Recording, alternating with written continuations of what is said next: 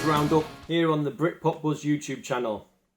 I'd just like to say a great thank you and a shout out to all the Patreon supporters for the channel and to help keep it going. If you like the content I'm providing, then please show your support and also become a Patreon member and click the link in the description.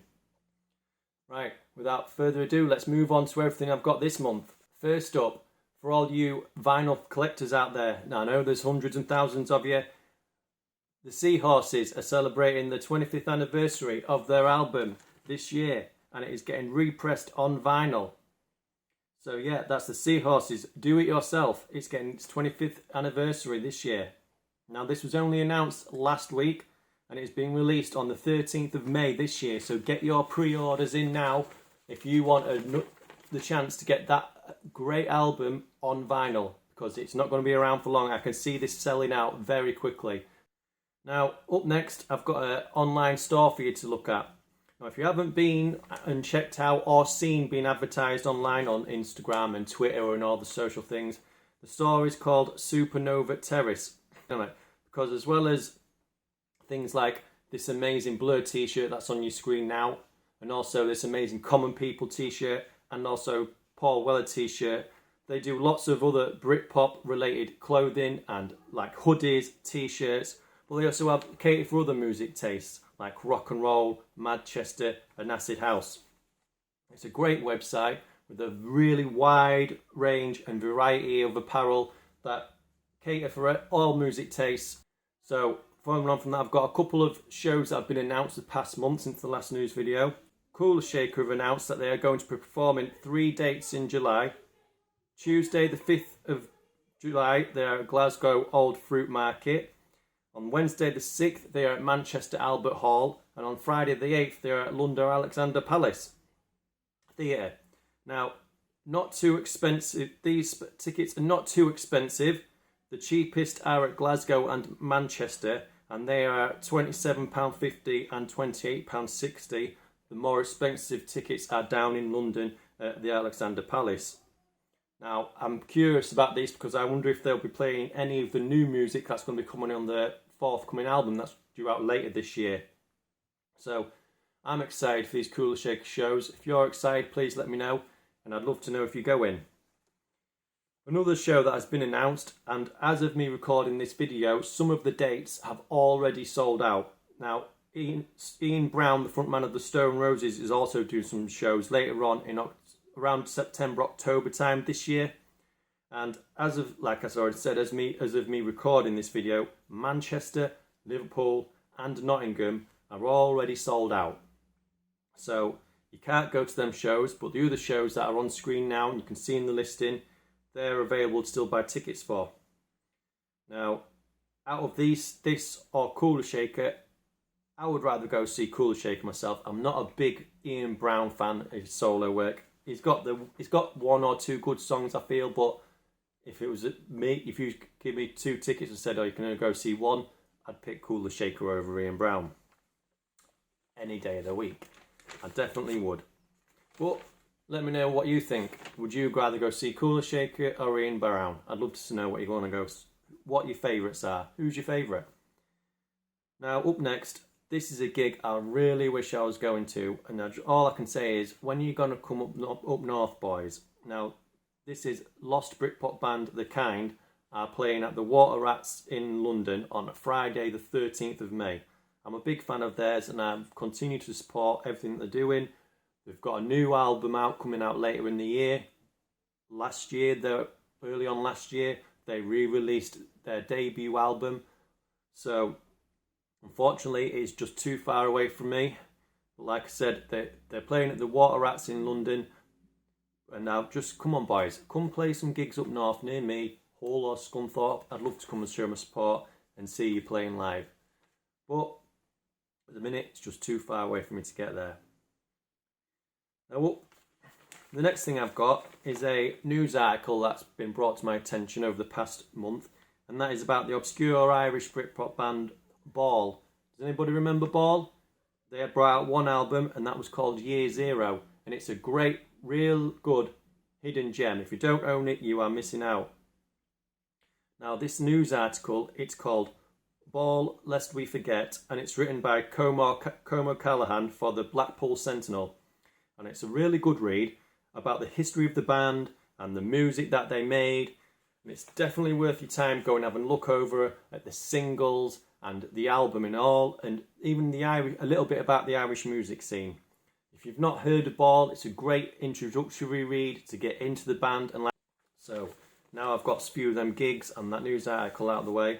The next thing I want to talk about is, over the past month, on 2 consecutive days, one day and one the next, the Shiine On Festival and Speakeasy Fanzine have both announced their weekend festival lineups. Now, I want to look at the Shiine On first, because that is the biggest one, and again, it's always at Butlins Minehead. It's for a full weekend. Now, I've got the picture up next to me of all the acts that are on that weekend, and for Britpop fans, there is plenty on offer for you to get your taste buds around this weekend. And on Saturday and Sunday, that is when the majority of the Britpop bands are playing. I'm just going to read through this list now. There is Ash, Space, Teenage Fan Club, The Real People, One Day. Their albums are so underrated. Salad, Echo Belly, and also there's the DJs from the Star Shaped Club Nights going. There's Andy Bush doing a DJ session. But as well as them, there's the 90 indie bands, the Frank and the Walters, there's Reef, there's the House of Love, there's the Power of Dreams, who have seen a bit of resurgence in popularity over the past couple of months. This starts this year. It's really good to see. Kingmaker are also making an appearance. I'm not sure if that's the full band or just some of the Kingmaker, I'm not quite sure. And also Steve Lamacq, I missed him off the list there with Andy Bush, but he's going to be making an appearance on Saturday doing a DJ set as well. It's a very strong lineup from Shiine On Festival, and these are on the 11th and 13th of November. So this one is later on in the year, and Shiine On Festival normally does sell out very, very fast. So if you want to book a room, an apartment, I've put the link in the description of where you can go book yourself out for that weekend. Definitely go get yourself sorted so you don't miss out on any tickets, and it looks like it's going to be a really good weekend. So moving on from Shiine Festival and moving on to the Speakeasy Fanzine weekend. Now this is only their second one. It's called Speakeasy Volume 2, and this is a bit earlier in the year. It's on the Saturday, the 17th and the 18th of September, but it's at the Book Student Union again. Now, they have The Kind playing again this year. They played last year in Volume 1, they're playing again this year.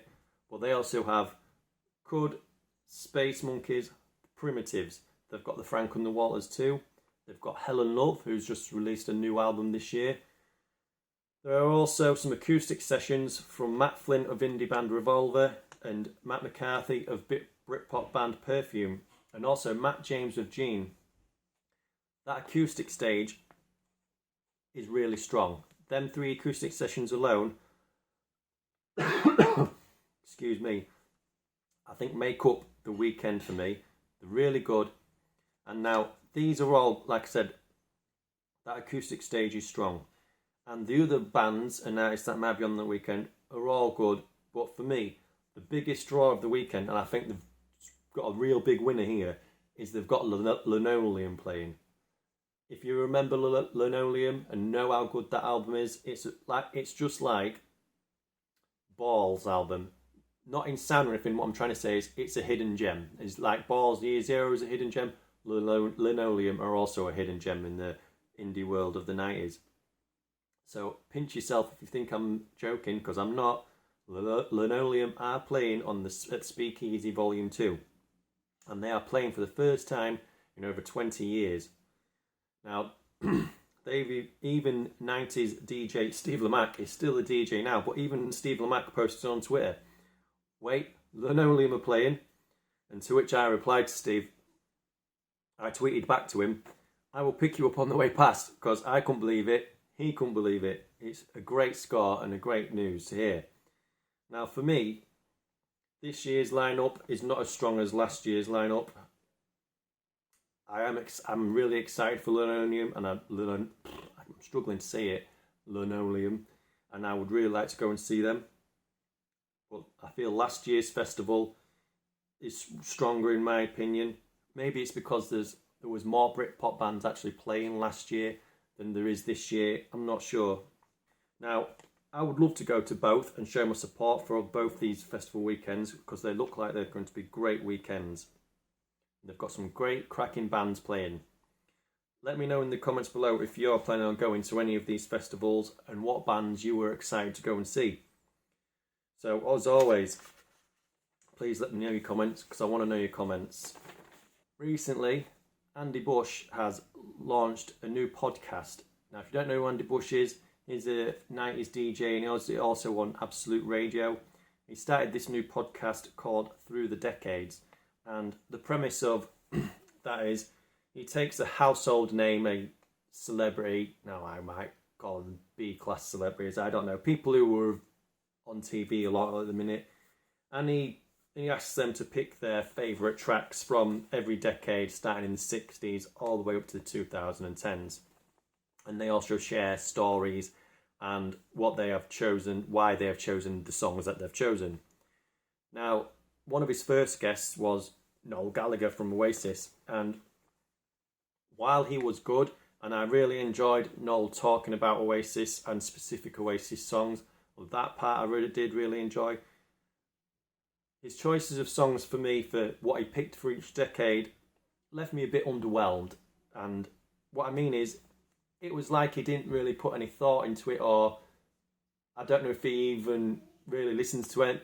I'm not saying he don't listen to music, but he just picked what I feel the everyday person would pick.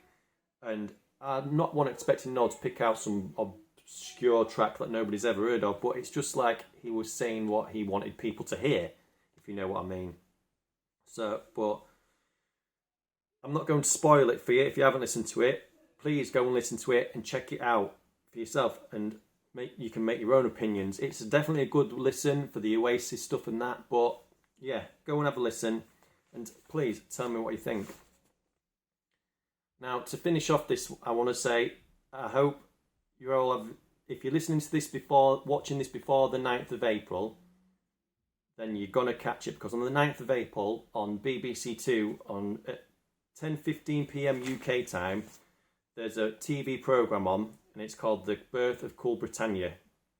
Now, its description is it's the real story behind the birth of Britpop and how the three biggest bands of the 90s, Suede, Elastica and Blur, changed the British music scene forever.